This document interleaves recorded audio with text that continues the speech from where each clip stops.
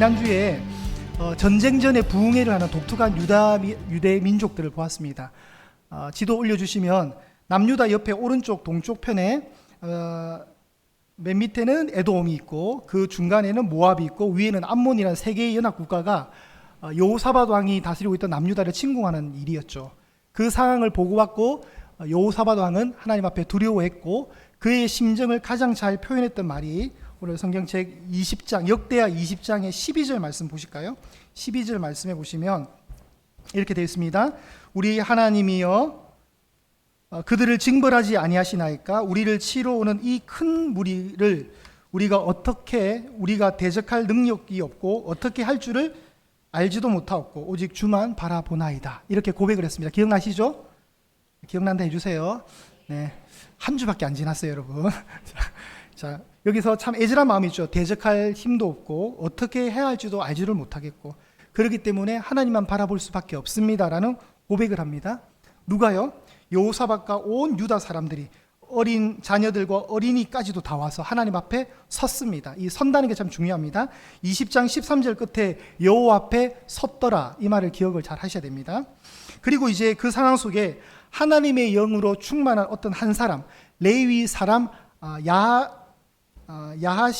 야하실이라는 사람에게 하나님의 영이 임해서 신탁 예언을 합니다. 그 신탁의 핵심은 뭐냐면 15절에 보시면 이 큰 무리로 인해서 두려워하거나 놀라지 말라는 겁니다. 이 전쟁은 여호와께 속해 있다. 너희들 전쟁이 아니라 이 전쟁은 너희에게 속한 것이 아니라 여호와 하나님 앞에 속해 있다. 여러분 이 말 어디서 많이 들어본 적 없으세요? 이게 다윗이 사무엘상 17장에 했던 말이에요.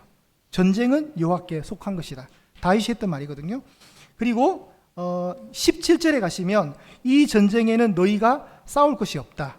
대열을 이루고 서서 너희와 함께한 여호와가 어떻게 구원하는 것을 보라. 이 말은 여러분 모세가 출애굽기 14장에서 두려워하지 말고 가만히 서서 보라. 너희는 가만히 있을지어다. 이 말과 똑같아요. 그러니까 출애굽의 역사와 다윗 왕 때의 역사, 다윗 시대의 그 두 개가 딱 모여가지고 오늘 이 문장을 이루는 거예요. 그러니까 결론부터 말하면 전쟁은 여호와께서 행하신다는 거예요. 전쟁은 하나님이 해주신다는 거예요. 근데 전제가 있어요. 하나님을 믿을 때예요. 하나님을 신뢰할 때, 전폭적으로 엎드려서 하나님께 무릎 꿇고 빌 때, 하나님 앞에 간구할 때 하나님이 해주신다는 거예요. 자, 여호사밧의 다음 행동이 뭡니까? 18절 보시면 18절 몸을 굽혀서 얼굴을 땅에 대는 행동을 합니다. 여러분 이건 뭐죠? 철저하게 항복하는 자세잖아요. 몸을 숙여서 머리를 얼굴을 땅에 댄다. 이건 뭐 아무것도 할 수 없는 나는 무기력합니다. 나는 무능한 존재입니다. 저 아무것도 할 수 없습니다. 하나님이 해주십시오. 이거잖아요. 이 자세잖아요. 그를 할 때 그분께 18절 끝에 가면 여호와께 경배했고 나머지 모든 찬양 대원들은 레위 사람들은 여호와를 찬송했다. 이게 이제 19절까지의 상황입니다. 자, 이제 오늘 본문에 이어받아서 이제 하루가 밝았습니다. 아침 일찍 일어나서 드고아라는 들로 나아갑니다. 예루살렘과 드고아가 한 15km 정도 차이가 있거든요. 이미 드고아 들녘에 적군들이 온 거예요. 3개 국가가 연합군이 왔습니다. 와서 여호사밧이 백성들에게서 선포합니다. 여호사밧이 서서 이르되 유다와 예루살렘 주민들아 내 말을 들을지어다. 너희는 너희 하나님 여호와를 신뢰하라. 아멘. 믿으라는 거죠. 하나님을 믿으라는 겁니다. 하나님께 의뢰해라는 겁니다. 그리하면 견고히 서리라. 또 선다 했죠. 그의 선지자들을 신뢰하라. 그리하면 형통하게 될 것이다. 이런 격려를 합니다. 그리고 이제 어떤 일을 하느냐. 지구상에서 한 번도 본 적 없는 독특한 전쟁 모습을 보여주는데요. 연출을 합니다. 21절인데 여러분 21절을 우리가 한번 좀 곰곰이 좀 집중된 마음으로 한번 읽어보시면 좋겠습니다. 우리 합독할게요. 21절 시작. 백성과 더불어 의논하고 노래하는 자들을 택하여 거룩한 예복을 입히고 군대 앞에 행진하며 여호와를 찬송하여 이르기를 여호와께 감사하라. 그의 인자심이 영원하도다 하게 하였더니. 자, 여러분 여기에 독특한 점이 뭘까요? 여러분 우리가 싸움할 때 어떻게 돼요? 군인들이 맨 앞에 서잖아요. 그죠? 칼 딱 뽑고. 그죠? 그런데 여호사밧이 한 행동은 아주 독특합니다.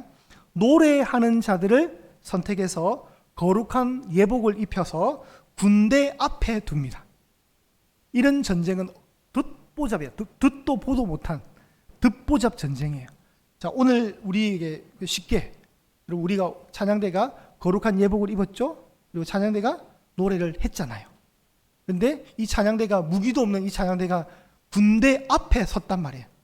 이 무슨 총알바지도 아니고 그걸 한 거예요. 그리고 그들이 찬송했습니다. 여호와께 감사하세, 여호와께 감사하세, 그의 인자심이 영원하도다. 하나님의 성호를 높이는 겁니다. 이 찬양을 할 때 어떤 일이 일어났을까요? 여러분, 찬양했습니다. 비상식적인 행동이잖아요. 세상에 전쟁하는데 이렇게 이건 아니잖아요, 여러분. 그죠? 예. 성가대가 앞에 서서 노래를 하는데 그 노래가 이제 시작될 때 22절에 보시면 그 노래와 찬송이 시작될 때에 여호와께서 복병을 두어서 유다를 치러 오는 암몬 자손과 모압과 세일산 주민들을 치셨습니다.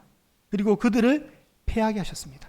갑자기 하나님께 복병을 두셨는데 이 복병은 좀 보니까 여호사밧의 군대는 아닌 것 같아요. 군대가 싸움터로 도착했다는 말이 아직 안 나오는 걸 보면 여호와께서 복병을 뒀다는 말은 약간 하나님 입장에서의 천군 천사 개념인 것 같아요.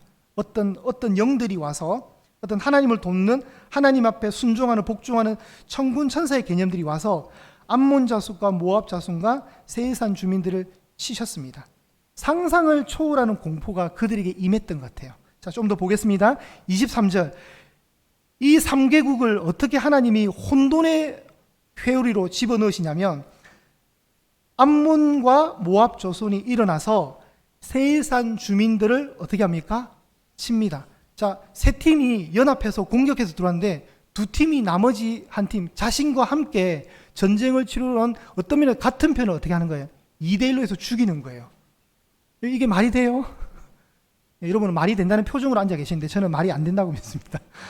이거 말이 안 되잖아요. 아니, 싸움의 적은 유다인데 왜 자기네들끼리 싸우냐고요. 자, 암몬과 모압이 편을 먹어서 세일산 에돔 족속들을 죽인 거예요. 죽였습니다. 쳐서 진멸했습니다.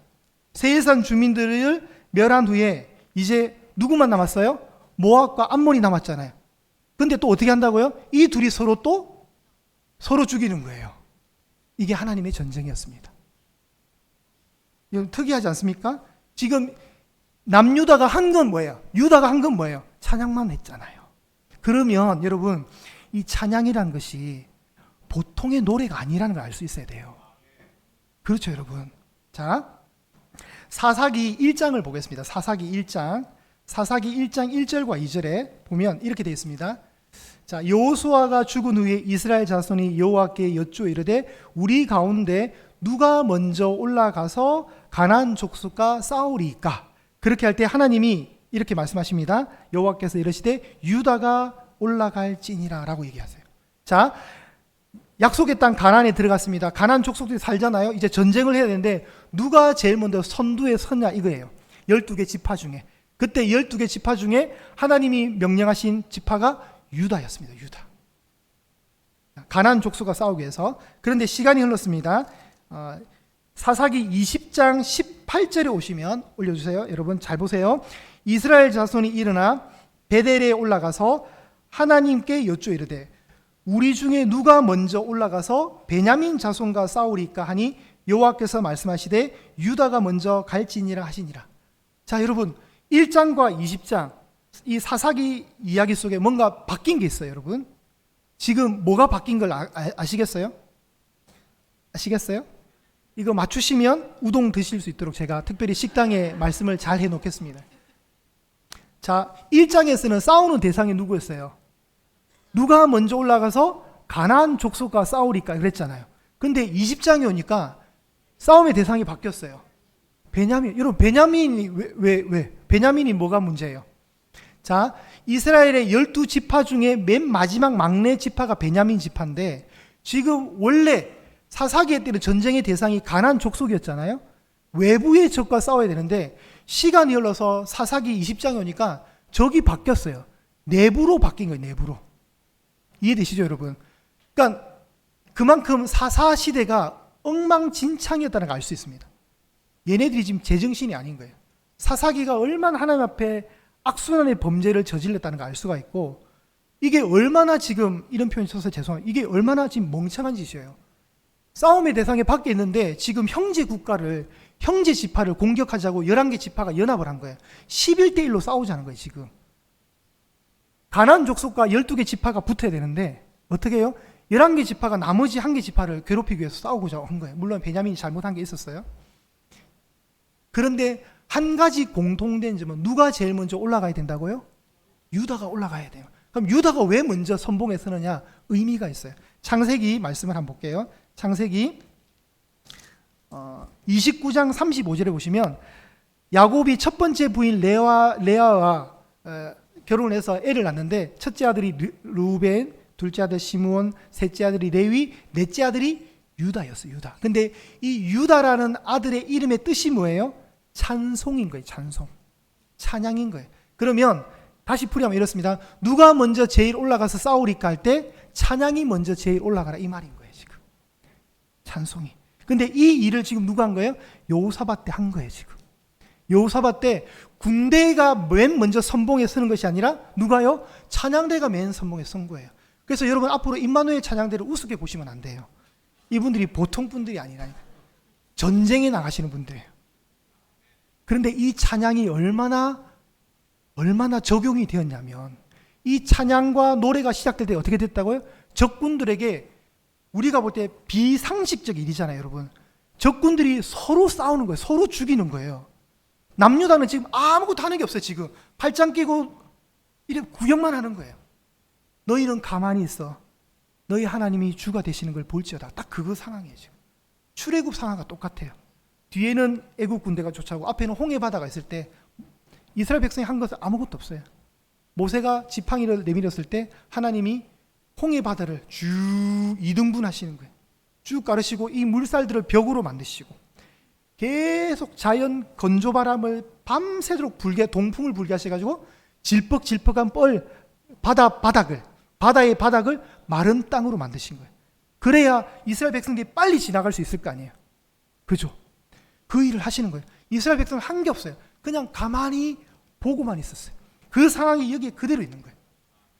여러분, 이게 어떻게 해석이 될까요, 여러분? 모압과 암몬이 에돔 세 사람들을 죽여버렸고, 이제 모압과 암몬이 남았는데 서로 죽이는 거예요. 성경에 보면 24절에 보세요. 땅에 엎드린 시체들밖에 없었고 한 사람도 살아남은 자가 없는 거예요.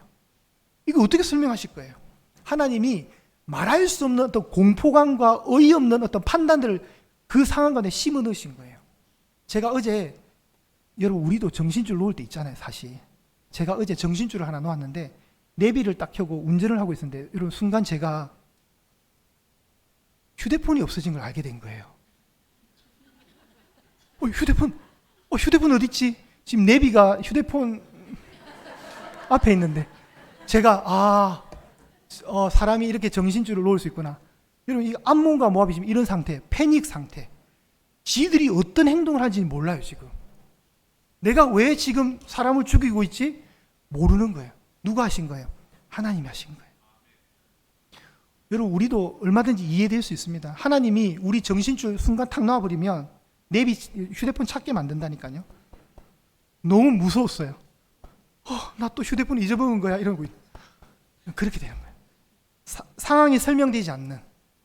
그래서 이 전쟁은 결국 승리입니까 패배입니까? 승리가 된 거예요. 유다 사람들은 아무 한 거 없습니다. 그들이 한 것은 찬양이었습니다. 그렇다면 여러분, 우리가 예배 때 부르는 이런 찬양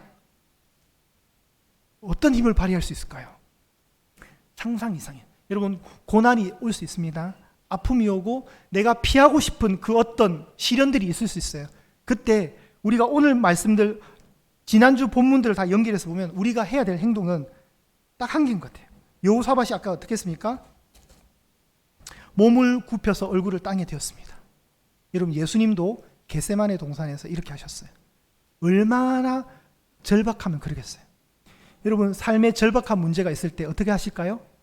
몸을 굽혀서 얼굴을 땅에 대시고 하나님 이름 부르십시오. 하나님 하고 기도 안 하셔도 돼요. 그냥 아버지 한마디만 하십시오. 하나님 여러분 마음 다 아셔요. 무슨 기도를 하겠어요, 그 상황 속에. 입이 그냥 붙어가지고 한마디도 안 나와요, 여러분.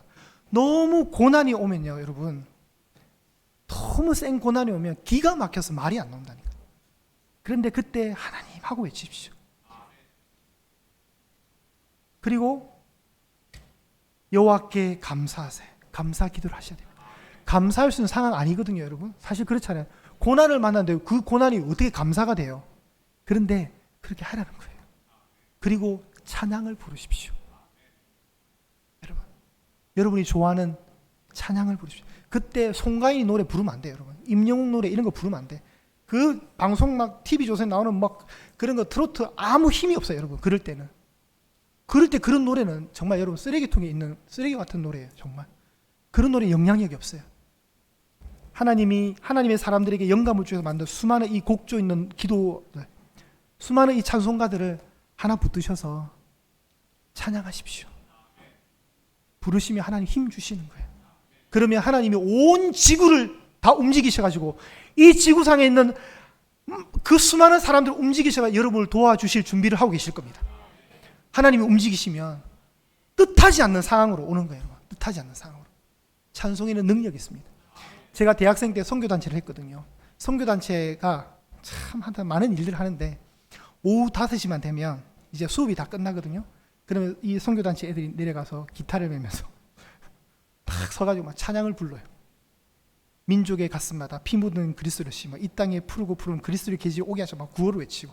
근데 막 기타를 제가 치고 있으면 사람들이 어떻게 할까요? 제 아는 전공같이 하는 그 같은 거 아이들이 가면서 어머머머 하면서 막 구경하듯 지나가요. 막. 저는 창피해 죽겠는 거예요. 막 이거 하고 있으면서도. 근데 어느 날 너무 하기 싫은 거예요, 진짜. 이게 너무 싫은 거예요. 사람들이 나 또 보는 것도 싫고, 그날따라 제가 그냥 막 마음에 두려움이 너무 많이 왔었어요. 그냥 마음에 기가 죽었었어, 그때. 그래가지고, 정말 이거 안 하고 싶다. 근데 대신 할 사람이 없어가 또 제가 했어요. 하는데, 그날따라, 지존하신 주님 이름 앞에 그 노래를 불렀어요. 그런데, 하나님의 영으로 경배드리세. 이 노래를 딱 부르는데, 저 안에 개인적인 어떤 신비한 마음, 뭔가 하늘에서 있잖아요. 제 몸에 위로를 이렇게 쫙 주면서 힘을 주는 듯한. 근데 눈을 떠서 보니까 두려움이 하나도 없어지고, 제가 그때 너무 성령이 충만해. 그때 제 모습을 좀 보여주셔야 되는데, 제 안에 너무, 그때 제가 느낀 게, 찬양의 힘이라는 게 이런 건가? 그걸 제가 느꼈어요, 진짜. 뭔가 설명되지 않는 신비한 힘과 담대함이 있다고 그러는데, 그날 저는 너무 진짜 영적인 컨디션이 정말 바닥이었어요. 너무 하기 싫었고, 근데 대신 해줄 수 있는 사람을 없기 때문에 억지로 했는데, 그 찬양을 계속 부르면서 제 안에 엄청난 담대함이 생기는 거예요. 그때 저를 만났어야 되는데 안타깝습니다. 어쨌든 지금 이런 상황이 저는 이해가 돼요, 정말. 여러분 삶에 어려움이 오잖아요. 뭐 하자고요? 찬양하십시오. 찬양하시면 하나님이 전쟁을 치루어 주실 겁니다.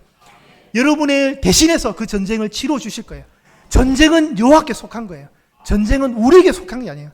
하나님이 대신 싸워 주실 것입니다. 대신 우리는 뭘 해야 되냐? 엎드려서 여호와께 감사하시면서 찬양하자는 거예요.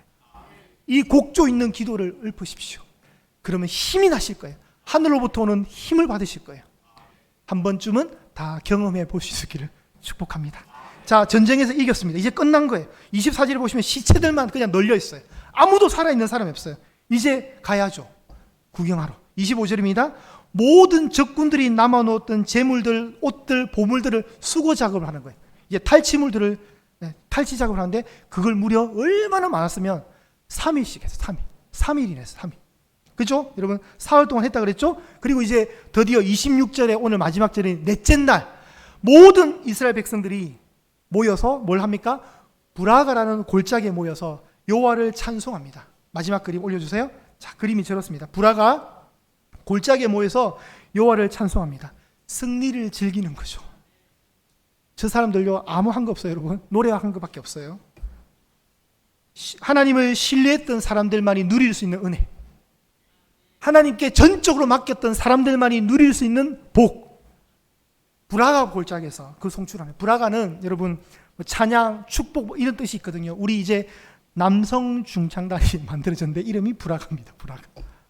브라가를 절대 무시하지 마십시오. 브라가는 엄청난 골짜기입니다. 이 골짜기에 모여서 이 일을 이루신 하나님을 찬양하는 저 아름다운 모습, 여호와 앞에 서서 찬양하는 저 무리들을 보십시오. 저 무리들 안에 저와 여러분이 속할 수 있기를 소망합니다. 전쟁을 치르고 나서 그걸 경험하고 나서 하나님의 은혜를 경험하고 나서 우리가 다시 모여서 하는 것, 찬양인 거예요. 이긴 자들이 하는 노래, 승리한 자들이 부르는 노래, 그게 브라가 골짜기에서 일어나는 찬송의 현장이었습니다. 자, 이 현장을 이제 하나님이 우리에게 허락하실 것입니다. 우리에게 준비되어 있는 영적인 브라가 골짜기로 한번 가보도록 하겠습니다. 요한계시록 7장으로 가보겠습니다. 요한계시록 7장. 이건 찾으십시오. 신약성경 406쪽에 있습니다. 신약성경 406쪽 요한계시록 7장 9절입니다.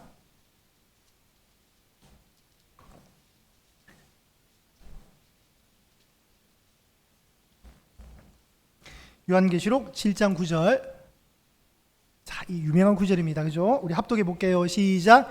이루에 내가 보니 각 나라와 족속과 백성과 방언에서 아무도 능히 셀 수 없는 큰 무리가 나와 흰옷을 입고 손에 종려 가지를 들고 보좌 앞과 어린 양 앞에 서서 큰 소리로 외치리되 구원하심이 보좌에 앉으신 우리 하나님과 어린 양에게 있도다. 그 큰 무리가 큰 소리로 외쳤던 제목은 구원의 노래였습니다. 승리의 노래. 여러분, 각 나라와 족속과 백성과 방언에서 나온 이 사람들은 예수님 믿고 천국 가신 사람들이에요. 저와 여러분의 장래의 모습인 줄 믿으시길 바랍니다. 이 자리에 계신 분 한 분도 요리 없이 다 천국에서 만나셔야 됩니다. 여러분, 갔는데 정용만 목사가 없으면 얼마나 어이가 없겠어요. 그죠? 그분 왜 안 왔지? 큰일 나는 일입니다. 한 분도 요리 없이 아무도 능히 셀 수 없는 큰 무리가 되어 주시기를 바랍니다. 여러분의 장래의 모습입니다. 그들이 하는 게 뭐죠? 보좌 앞과 어린 양 앞에 서는 겁니다. 서서 찬양하는 겁니다. 찬양이에요, 찬양. 이분들이 누구예요?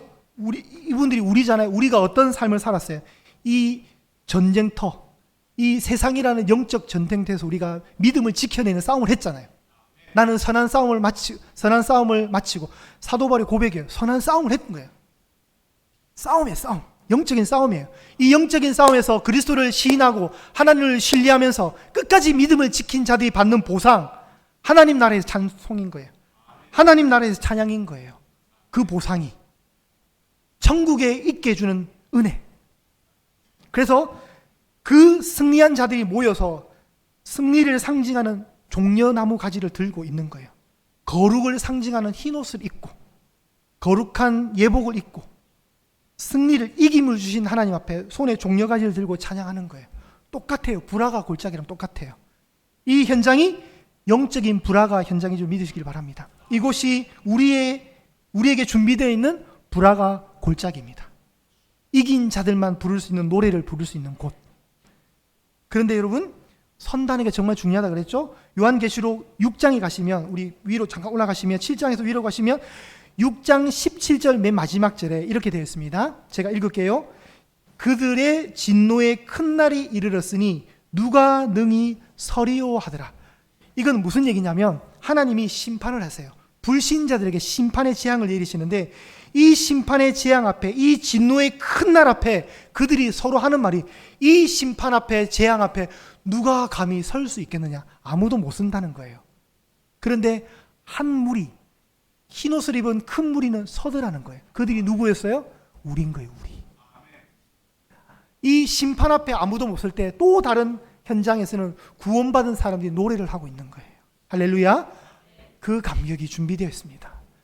사랑하는 여러분, 전쟁 전 부흥회를 한 이 유다 사람들이 이제 전쟁을 이긴 후에 찬양 골짜기에 모여서 송축하고 있는 이 모습을 여러분 한번 그려보십시오. 여러분, 삶에 어려움이 있습니다. 있죠. 찬양하시기 바랍니다. 세상 가요 찾아가지 마시고 정말 하나님을 높이는 찬양을 하십시오. 그 찬양이 시작될 때 하나님은 여러분을 위해서 이 일을 시작해 주실 겁니다. 하나님이 움직이시면 끝나는 거예요. 하나님이 해 주실 겁니다. 하나님을 믿으십시오. 우리가 해야 될 것은 딱 한 가지입니다. 여호와를 신뢰하라. 여호와를 신뢰하라. 여러분 20장 20절입니다. 다시 보십시오. 너희는 너희 하나님 여호와를 신뢰하라. 믿으라는 겁니다. 여러분 20장 20절 20장 20절 여러분 우리가 눈이 제일 좋은 사람들 시력이 얼마예요? 2.0 영적인 시력이 가장 밝은 곳이 이곳이. 외우십시오. 역대하 20장 20절에 뭐가 있다고요? 너희는 너희 하나님 여호와를 신뢰하라. 이 구절이 있습니다. 이 영적 시력을 가지시고 20장 20절 이 영적 시력을 가지시고 여러분의 일상의 모든 전쟁에서 믿음으로 승리할 수 있는 저와 여러분 될 수 있기를 간절히 소망합니다. 전쟁은 누구에게 속했다고요? 여호와께. 전쟁은 여호와께 속했습니다. 우리 다 함께 일어나셔서 우리 이 찬송을 통해서 하나님 앞에 우리의 신앙을 담아 고백하겠습니다.